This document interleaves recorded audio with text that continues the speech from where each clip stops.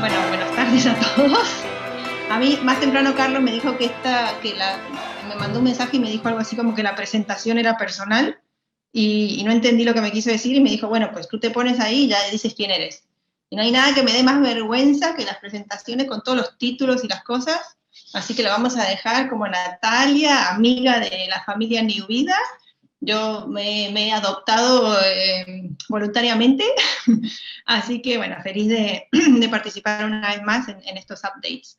Y en mi caso, hablo un poco de preservación de la fertilidad, pero no desde el punto de vista de una paciente oncológica, sino desde el punto de vista social. Es decir, aquellas mujeres que en algún momento de su vida deciden aprovechar que existe hoy la posibilidad de preservar su fertilidad. Y creo que lo comenté la semana pasada en otra reunión que estuvimos. A estas charlas se las suele llamar preservación de la fertilidad, pero creo que es muy importante que todos seamos conscientes de que lo que estamos preservando no es la fertilidad, sino los gametos. Y esto es un mensaje que hay que decírselos a las pacientes. Ya vamos a hablar también un poco de las expectativas que ellas pueden tener en función de la edad en la que deciden preservar sus gametos. Pero, bueno, lo vamos a llamar preservación de la fertilidad, que está bien, pero todos tenemos que ser conscientes de que en realidad no le estamos asegurando nada, estamos preservando simplemente sus gametos. Entonces, para ver un poco de lo que vamos a hablar, vamos a ver qué está pasando en esta sociedad hoy en día, en el año 2020, qué es lo que está pasando que hace que hayamos llegado a necesitar hablar de una preservación social. Vamos a ver si la vitrificación de ovocitos como método de preservación de los gametos, si es un procedimiento que es riesgoso para la paciente que decide hacerlo. Vamos a ver si es riesgoso para el recién nacido que viene de un embrión, que a su vez viene de un ovocito que fue preservado, criopreservado.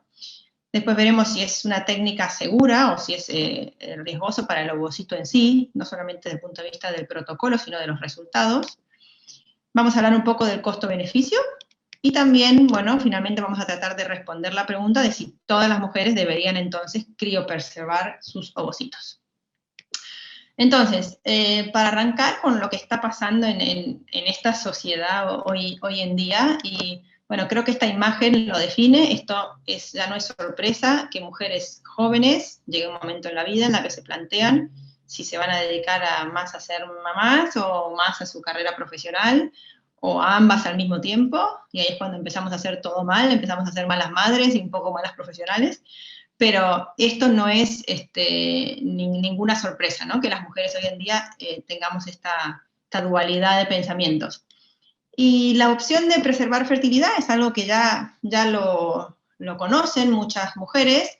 ¿Y por qué lo conocen? Bueno, pues porque hay, entre otras cosas, hay mujeres o actrices, por ejemplo, famosas, no solo en sus 40, sino también en sus 30, que deciden preservar y deciden verbalizar que lo están haciendo, entonces la gente las ve en la tele.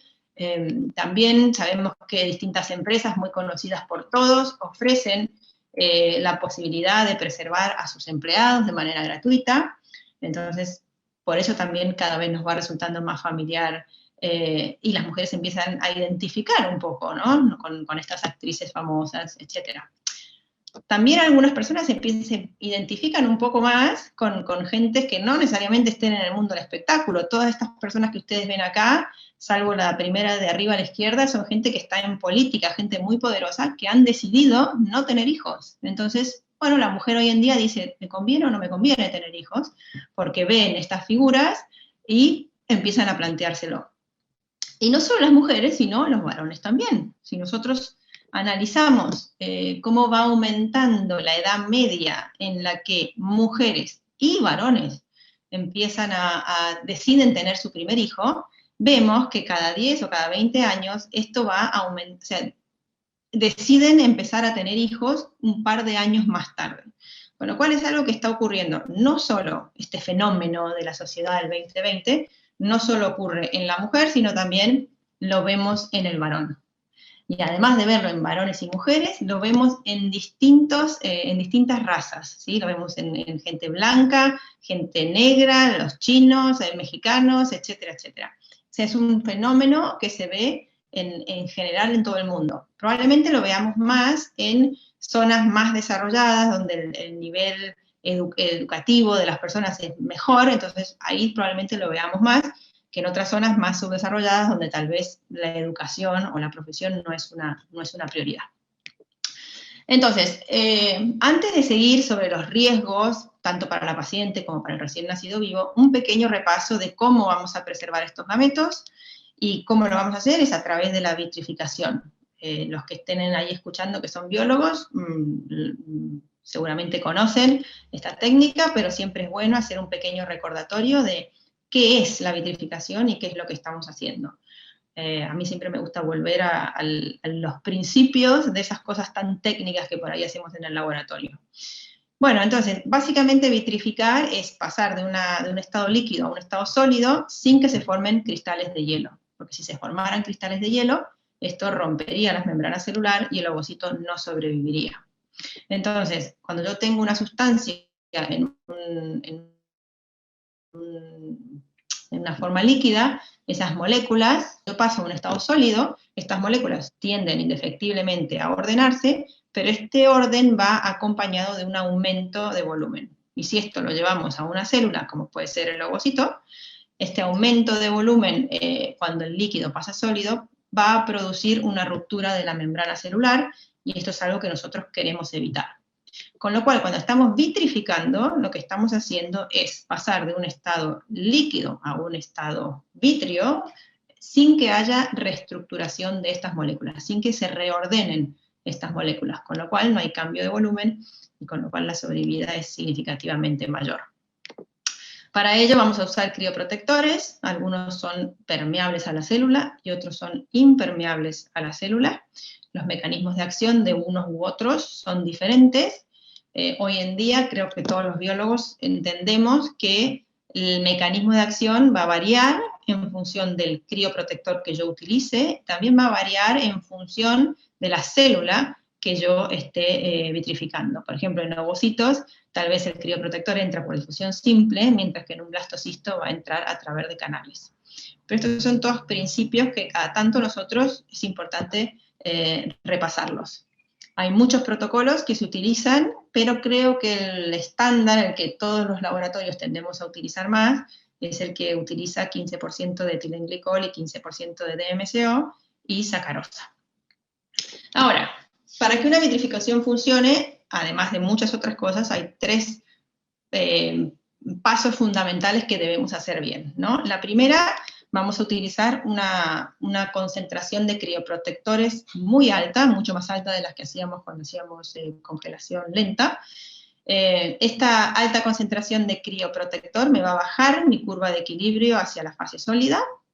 Luego vamos a utilizar una velocidad de enfriamiento también muy rápida, y esto me va a subir mi curva de transición hacia la fase vitria. Y otra cosa que vamos a hacer, vamos a trabajar en volúmenes muy, muy pequeños. Para ello, hoy en día hay distintos dispositivos en el mercado, como ustedes pueden ver acá, está el CryoTop, el CryoTech, el CryoLoop, sistemas abiertos, sistemas cerrados, sistemas semiabiertos. Pero cualquiera sea el que nosotros elijamos, los biólogos siempre estamos muy pendientes de que el volumen en el cual vamos a vitrificar nuestros gametos o nuestros embriones sea pequeño. Entonces, la vitrificación en un laboratorio es un proceso manual todavía, aunque ahora vamos a hablar un poquito de los sistemas automáticos, que tiene una curva de aprendizaje bastante larga. Particularmente hay laboratorios donde tienen equipos de personas pura y exclusivamente dedicadas a vitrificar y desvitrificar, y cada tanto estos equipos tienen como auditorías para ver si esas personas se están desviando un poco de los protocolos, porque es sabido que pequeñas variaciones en un protocolo de vitrificación o de desvitrificación puede tener un impacto muy grande luego en la sobrevida y luego también, por supuesto, en los resultados clínicos.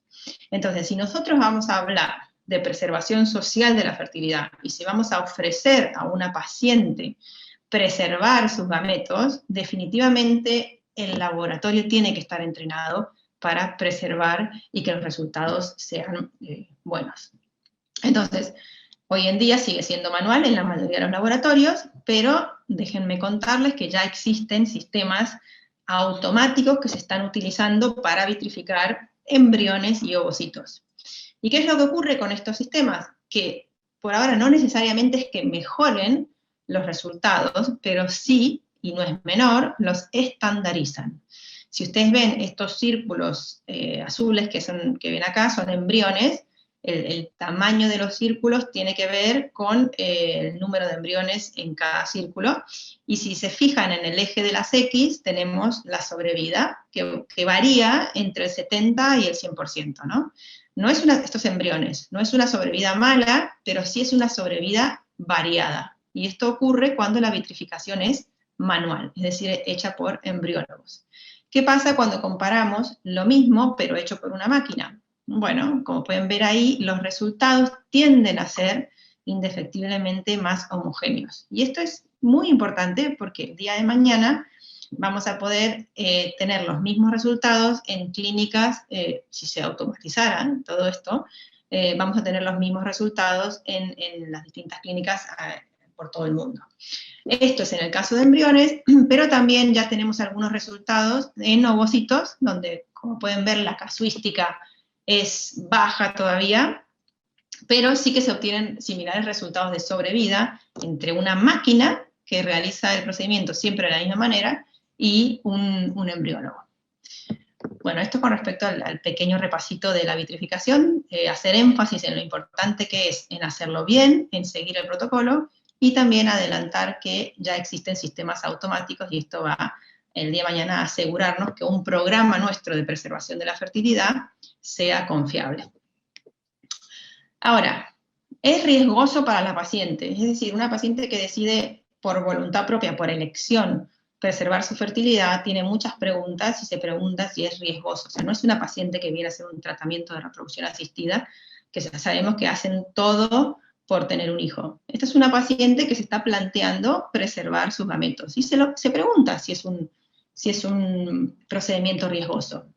Y nosotros lo sabemos, pero ellas no lo saben. Hoy en día, con los protocolos muy controlados y estandarizados que tenemos de estimulación, con gonadotrofinas recombinantes, con antagonistas, con trigger, con GnRH, es muy raro que tengamos algún problema de la estimulación. Sí, va a haber alguna complicación alguna vez, va a haber alguna torsión ovárica, va a haber tal vez algún sangrado, pero como ustedes pueden ver en estos porcentajes, estas situaciones ya son prácticamente anecdóticas en nuestras clínicas. Y otra cosa que es más anecdótica incluso, es el riesgo a un síndrome de hiperestimulación ovárica, principalmente porque no estamos haciendo una transferencia y sobre todo porque no estamos utilizando prácticamente HCG. Entonces, ¿es riesgoso para la paciente? No, definitivamente no.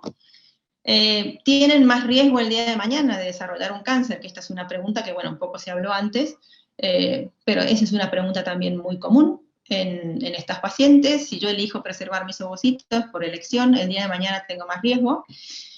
Y para eso hay que invitarlas a las pacientes también, o mostrarles datos o evidencia, y una que me encanta es este paper de Han del 2016, donde se hizo el seguimiento de un número grande de mujeres, 25.000 mujeres, y se hizo un seguimiento durante 21 años.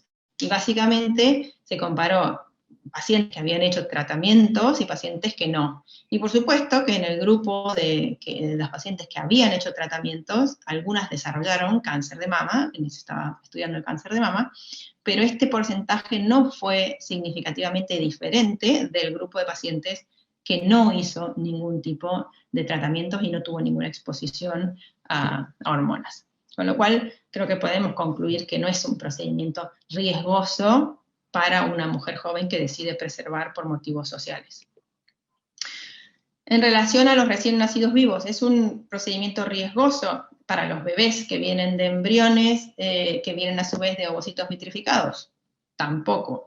Ya en el año aquel 2001, cuando Ana Cobo estaba empezando a hacer estudios, y lo pueden ver ahí, estamos hablando de estudios con FISH, ya no se veían diferencias o se veían similar anormalidades cromosómicas en ovocitos frescos versus vitrificados, y estudios más recientes, ya con NGS, en el caso de de Chamayú en 2017, donde vemos similar tasa de euploidia. Y luego también, cuando analizamos resultados perinatales, dos grupos muy grandes que publicaron vieron similares resultados neonatológicos entre bebés que venían de tratamientos de reproducción asistida versus la población en general, y mismos resultados entre bebés que venían ya dentro de tratamientos de reproducción asistida de ovocitos frescos versus ovocitos vitrificados. Con lo cual tampoco podemos concluir que implica un riesgo para el recién nacido. Ahora, es riesgoso para los ovocitos en sí, es decir, es una técnica segura.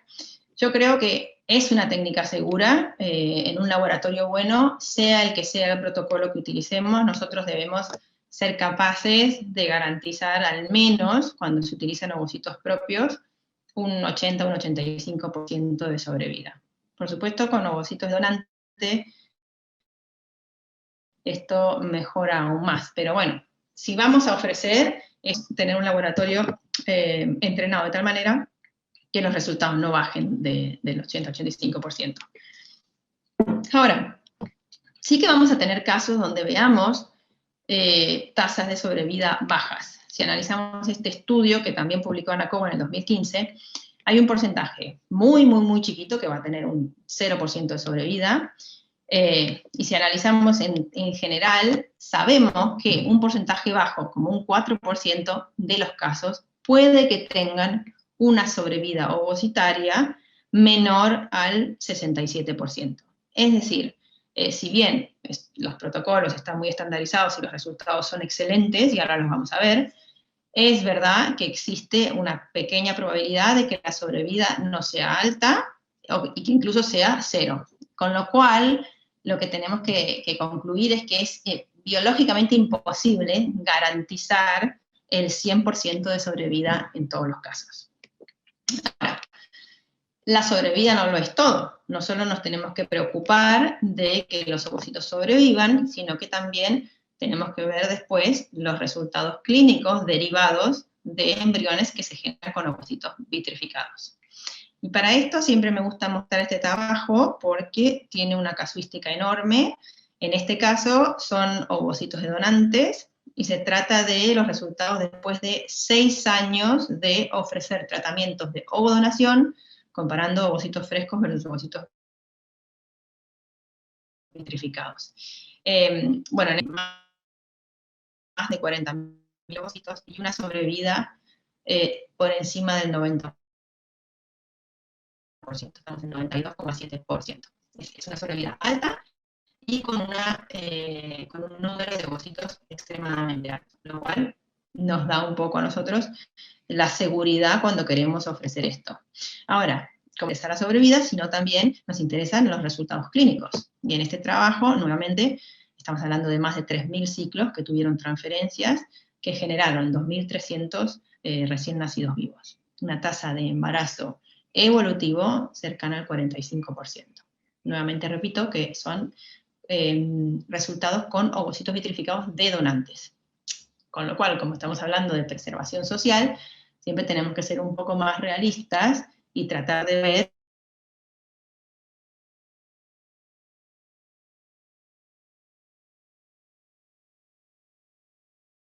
qué hay afuera de evidencia cuando estamos hablando de vitrificación, pero de ovocitos, que si bien no tiene una casuística tan grave, ¿no?, donde se comparan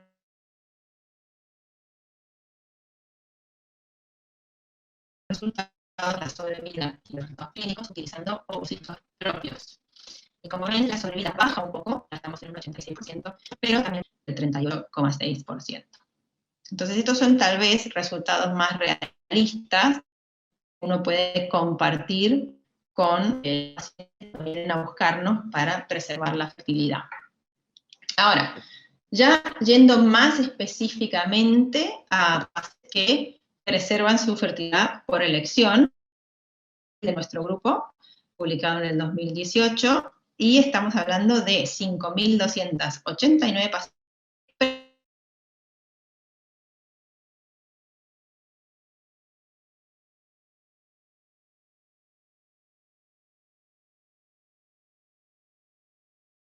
más específicamente a...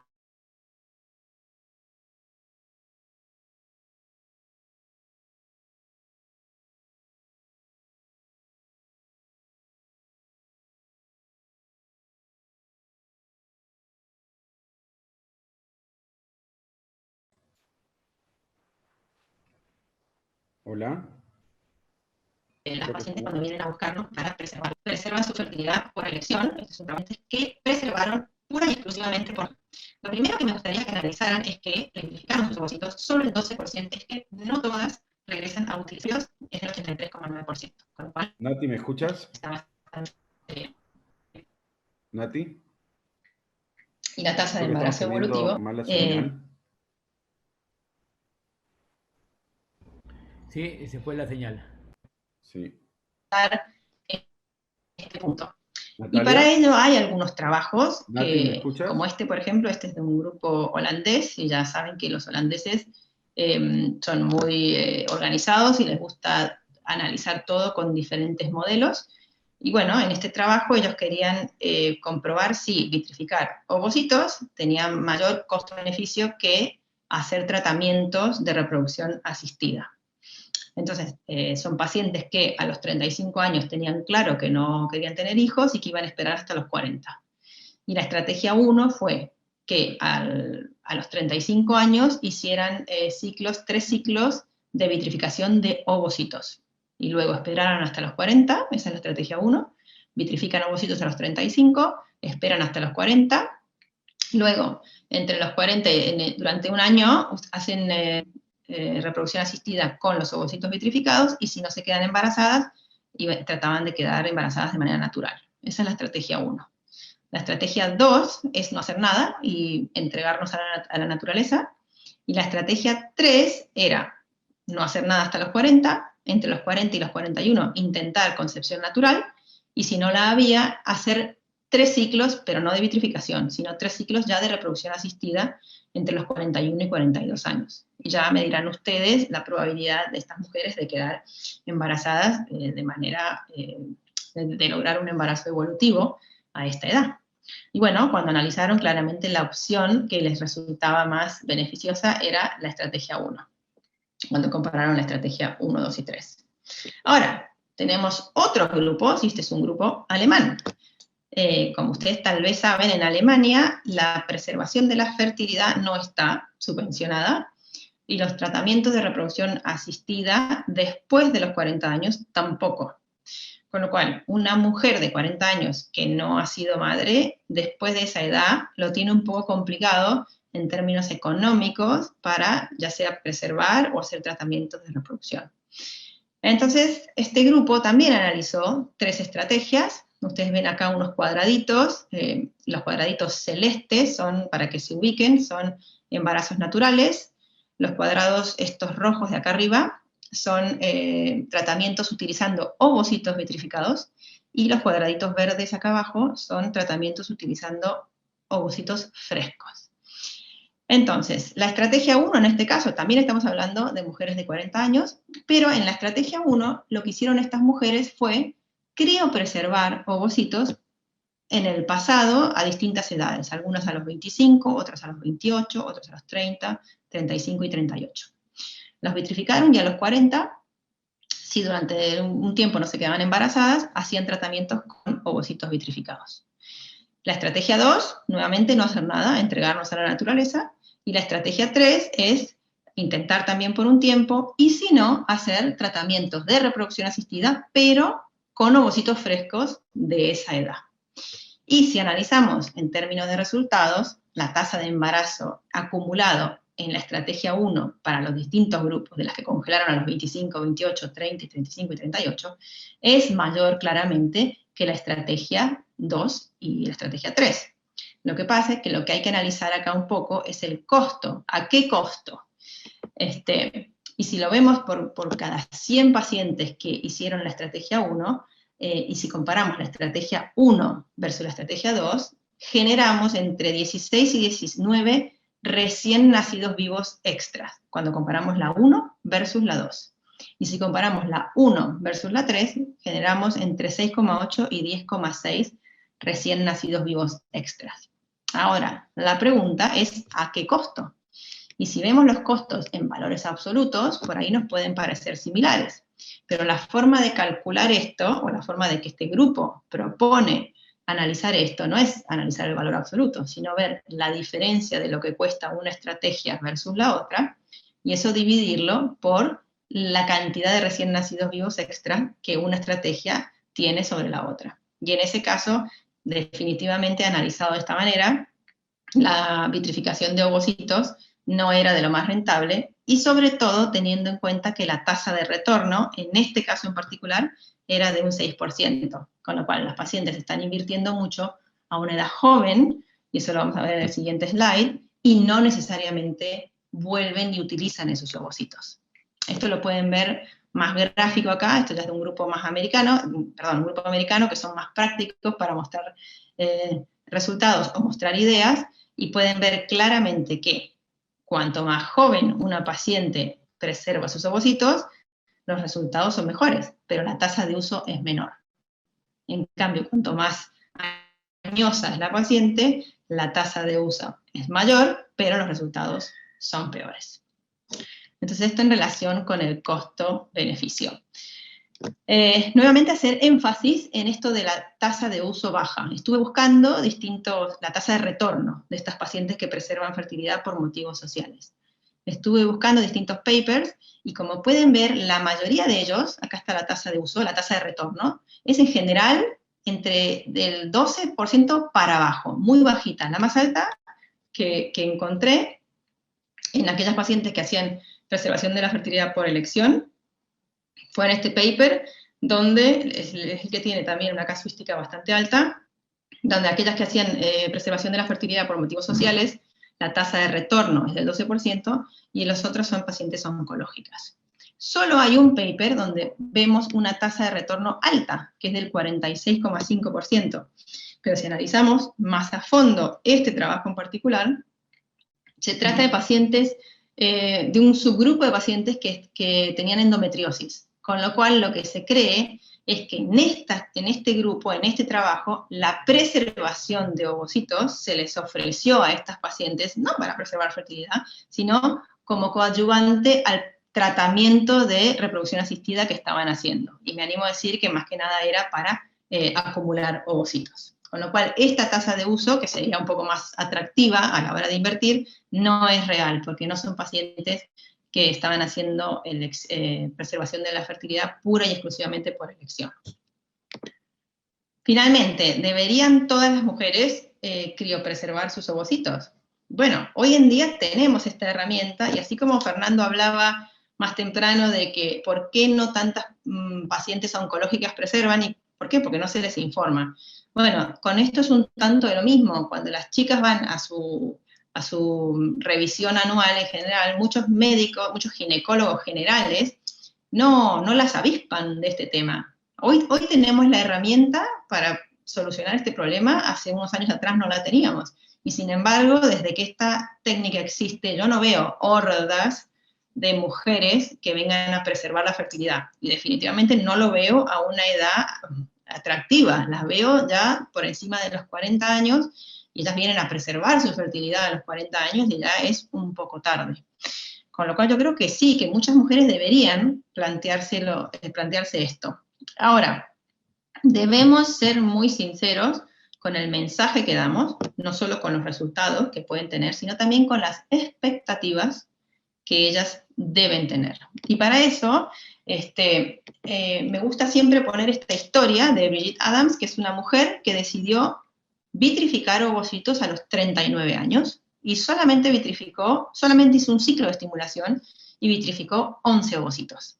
Y luego ella fundó una compañía que se llamaba Exsurance, donde ella guía a las mujeres que quieren ir por este camino, les recomienda cosas, les habla de los resultados. Una mujer muy a favor de preservar gametos, entonces es tapa de esta revista muy conocida que es Bloomberg Magazine, y con un título, digamos, bastante impactante, ¿no? Freeze your eggs, free your career.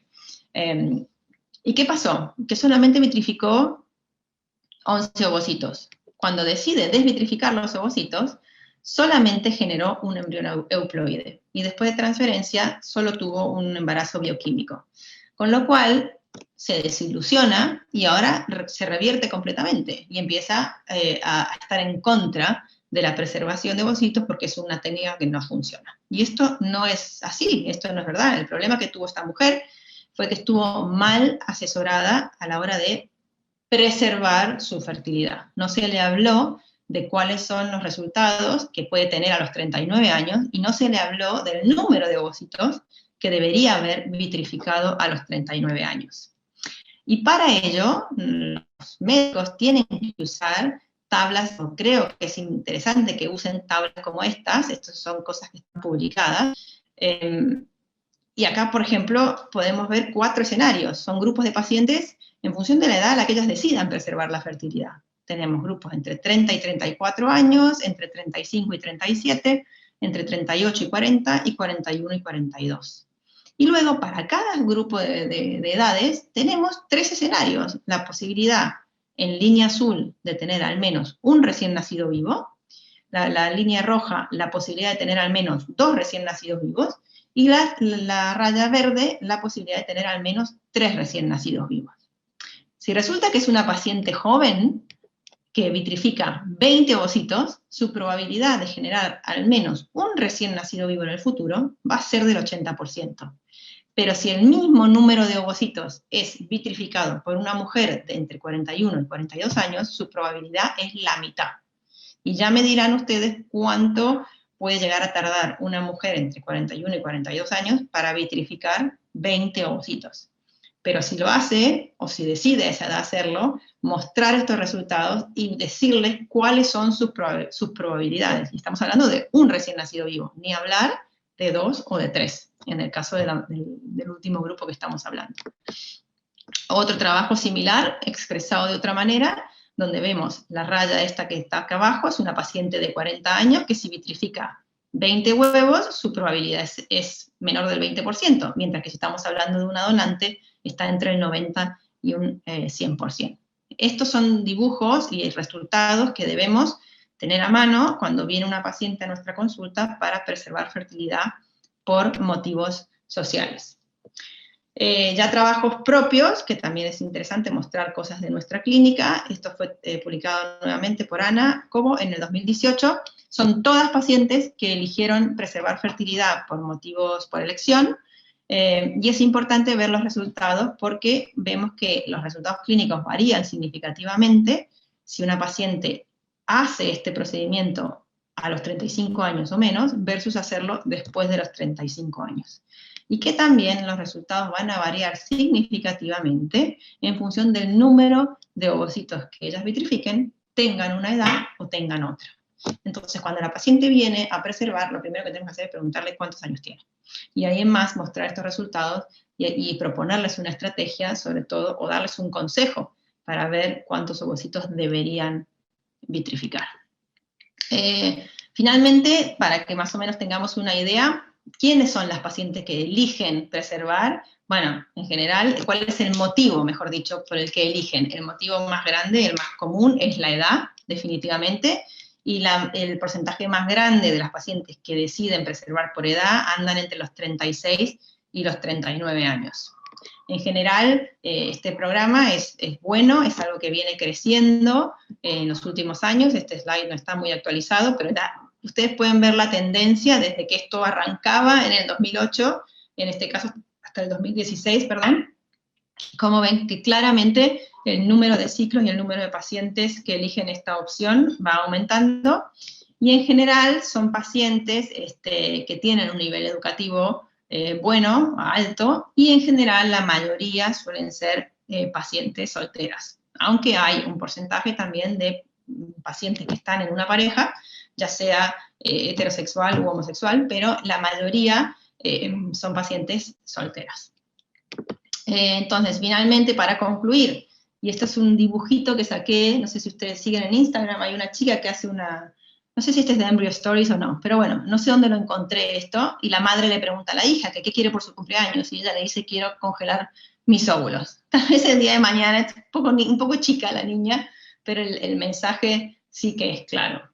Entonces, como conclusión, lo primero que tenemos que hacer es informar. Le tenemos que contar a nuestras pacientes que desde el punto de vista clínico o médico, el mejor momento para preservar sus gametos es a los 35 años o menos. Esto nuevamente, que no estamos preservando, que no estamos congelando ni criopreservando su fertilidad, sino que estamos preservando sus gametos.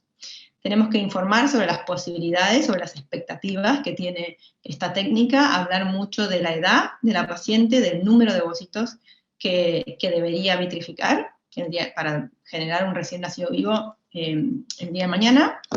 Y finalmente, poner esto también es un poco nuestra responsabilidad, pero creo que es una responsabilidad que tienen más los ginecólogos de la consulta habitual, digamos, pero bueno, es también nuestra función informar a estas pacientes de esta posibilidad. Y creo que con esto termino. Así que muchas gracias.